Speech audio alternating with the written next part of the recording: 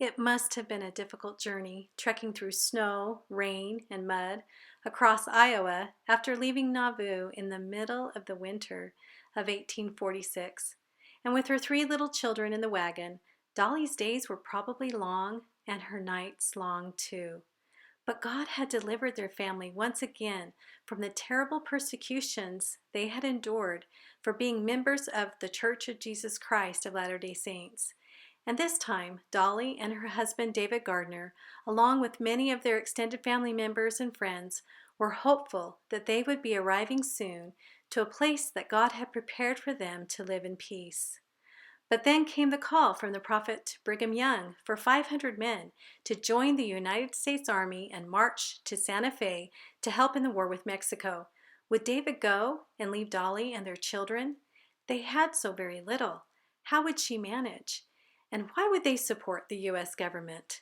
Where was the Army when Dolly's parents' home was burned by a mob, and then later her father, Edmund Durfee, shot and killed? The man who killed her father was never brought to justice. Was it even fair to ask Dolly to let her husband join the Mormon Battalion? Dolly and her family had been victims of violence, but by moving forward, those hardships could refine them instead of ruining future opportunities and growth.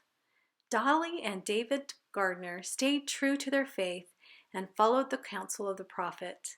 David, along with his brothers, Philip and William, and his brother-in-law Lyman, joined the Mormon Battalion and said goodbye to their wives and children in Iowa, clinging to the promise that their families would be cared for. Just 2 months after the battalion marched away, news came about a horrific battle back in Nauvoo. Dolly's older sister Tama and her family were still living there. But Brigham Young's powerful words would have given hope even amid uncertainty. Let the fire of the covenant which you made in the house of the Lord burn in your hearts like flame unquenchable. Dolly and David had each made temple covenants with God just before they left Nauvoo. Like the children of Israel, following the prophet Moses, these Latter-day Saints were fortified. And being among family, including her mother, some of her siblings, and some of David's family, would have been a source of strength for Dolly also. It must have been a long year for the soldiers and their families who were left behind. If Dolly herself didn't experience the accidents and sicknesses such as malaria and tuberculosis that were common in the area at that time, she certainly would have been close to some who did suffer.